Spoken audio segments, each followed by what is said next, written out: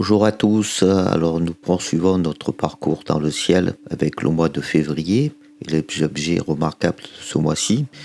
On va commencer par la constellation du Cocher et aller voir M37.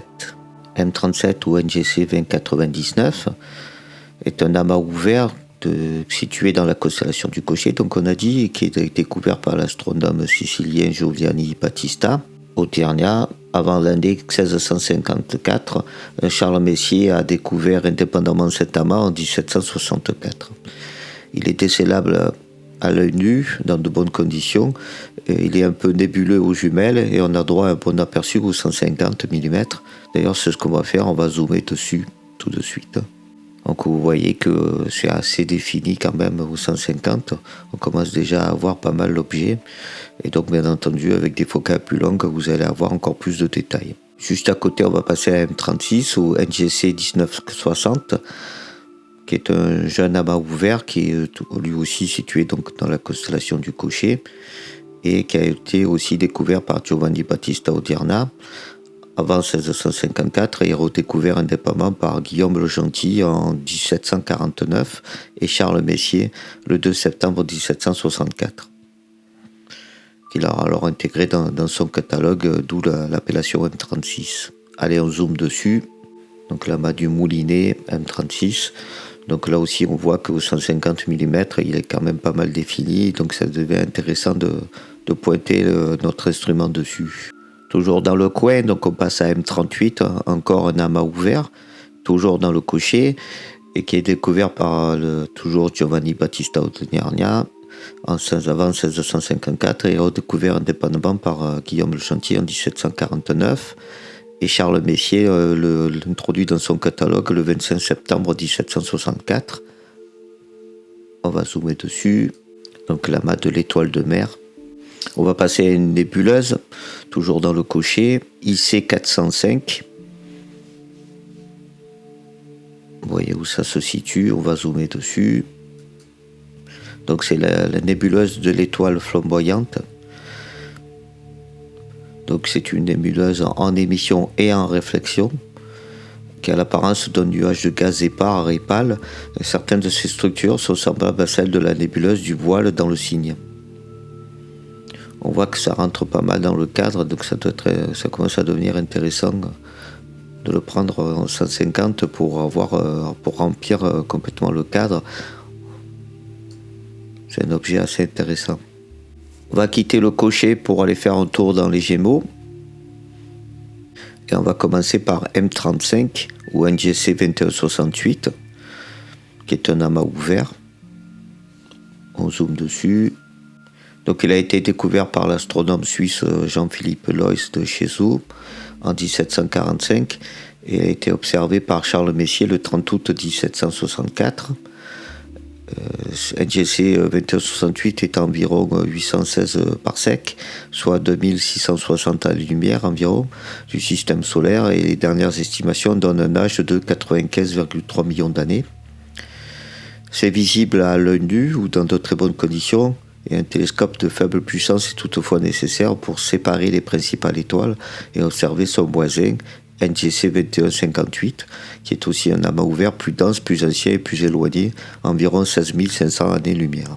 On va aller faire un tour auprès d'une nébuleuse planétaire, avec NGC 2392 ou C39. On va zoomer dessus. La nébuleuse de l'Esquimau. Donc on voit que l'objet est très petit, au 150. C'est une nébuleuse planétaire, donc on a dit, rarement appelée la nébuleuse de la face de clown. Jadis appelée nébuleuse de l'Esquimau, c'est une nébuleuse planétaire bipolaire, arborant une double coquille. Elle est située dans la constellation des Gémeaux. Elle a été découverte par l'astronome germano-britannique William Herschel en 1787. C'est un petit objet de petite taille. Dans un télescope courant, nous allons voir qu'un petit disque lumineux, et c'est ça qui a donné le nom de nébuleuse planétaire à l'époque, parce qu'on les confondait avec des planètes. Toujours dans les Gémeaux, donc on va aller faire un tour auprès de IC 443, qui est un rémanent de supernova. On zoome dessus. De taille angulaire importante, 45 minutes d'arc, soit 1,5 fois le diamètre apparent de la Lune, est assez lumineux, tant en X qu'en radio. Il fait partie des rémanents de supernova les plus étudiés, une des raisons étant qu'il représente un prototype de rémanent interagissant avec le milieu interstellaire environnant. Dans un instrument d'astronomie amateur, IC 443 apparaît comme une grande et faible lumineuse en émission, accompagnée par quelques étoiles jeunes. Il faut l'observer au 200 mm de préférence avec un filtre de type O3. Toujours dans les Gémeaux, on poursuit avec NGC 2371, qui est une nébuleuse planétaire bipolaire qui est située donc toujours dans la constellation des Gémeaux et qui a été découverte par l'astronome germano-britannique William Herschel en 1785. Cette nébuleuse peut apparaître comme étant deux objets distincts, comme sur le gros plan réalisé par le télescope Hubble. Herschel a écrit deux entrées dans ses notes, et c'est la raison pour laquelle la nébuleuse apparaît aussi au catalogue de John Dreyer sous la désignation NGC 2372. Allez, on va faire un tour dans la girafe avec NGC 1502, qui est un amas ouvert. Il a été découvert par l'astronome germano-britannique William Herschel en 1787. Il est situé près de l'extrémité sud de l'astérisme de la cascade de Campbell. NGC 1502 est situé à environ 821 parsecs, 2680 années-lumière du système solaire, et les dernières estimations donnent un âge de 11,2 millions d'années. Le diamètre apparent de l'amas est de 20 minutes d'arc, ce qui, compte tenu de la distance, donne un diamètre réel d'environ 15,6 années-lumière. Toujours dans la girafe, NGC 2403, ou Cadwell 7. C'est une galaxie spirale intermédiaire située donc dans la girafe à environ 11,1 millions d'années-lumière de la Voie lactée. NGC 2403 a été découvert par l'astronome William Herschel en 1788. Notons que NGC 2404 est un amas ouvert d'étoiles associées à la nébuleuse en émission et situé dans le bras externe à l'est de NGC 2403. Cette galaxie peut être observée avec des jumelles en 1050.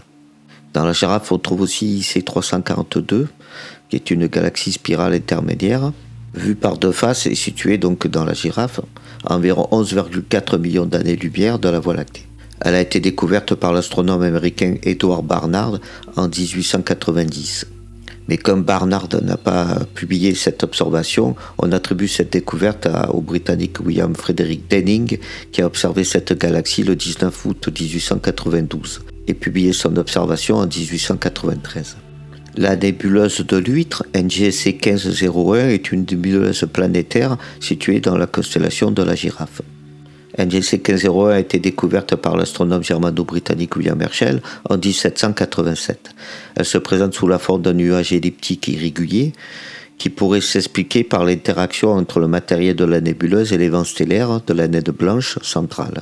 Ce nuage s'étend sur 1,2 années-lumière environ. La température de surface de cette naine blanche est très élevée, environ 90 000 Kelvin. On va finir par les constellations plus bas à l'horizon et donc des objets plus difficiles à prendre, mais qu'on voit qu'à cette période de l'année, avec le Grand Chien, la constellation du Grand Chien, et NGC 2362. C'est un très jeune amas ouvert qui est situé donc dans la constellation du Grand Chien, on l'a dit, et qui a été découvert par l'astronome sicilien Giovanni Battista Auderna avant 1654, et William Herschel a aussi observé cet amas le 4 mars 1783. Situé à environ 1389 parsecs, 4530 années-lumière du système solaire, et les dernières estimations donnent un âge de 8,2 millions d'années. La taille apparente de l'amas est de 6 minutes d'arc, ce qui, compte tenu de la distance, donne une taille réelle maximale de 7,9 années-lumière. L'amas est centré sur l'étoile Tau Canis Majoris, et c'est pour cette raison qu'on lui donne parfois le nom d'amas de Tau Canis Majoris.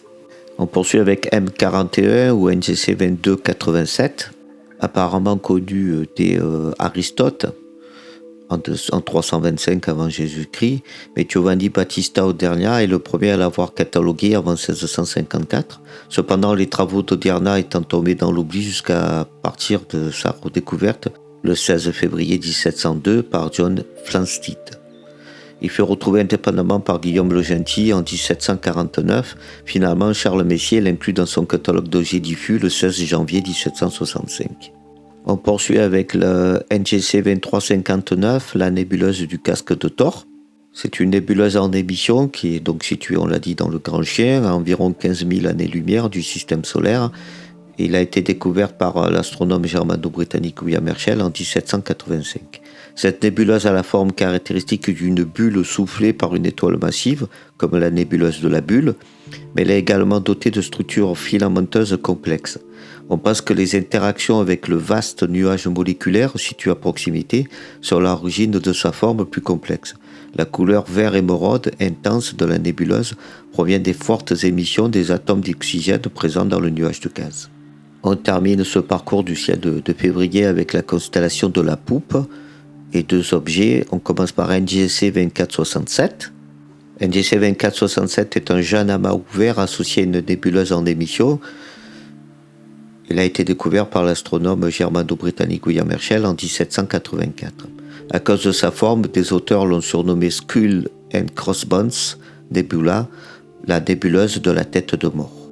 Et on termine par NGC 2440, une nébuleuse planétaire située dans la constellation de la Poupe et a été découverte par William Herschel en 1790. Voilà, ainsi se termine le parcours du ciel de février. Elle a au mois prochain pour le mois de mars. En attendant, n'oubliez pas que vous pouvez regarder tous les mois précédents qui ont été tournés déjà depuis septembre. À bientôt sur Juste Mise au Point.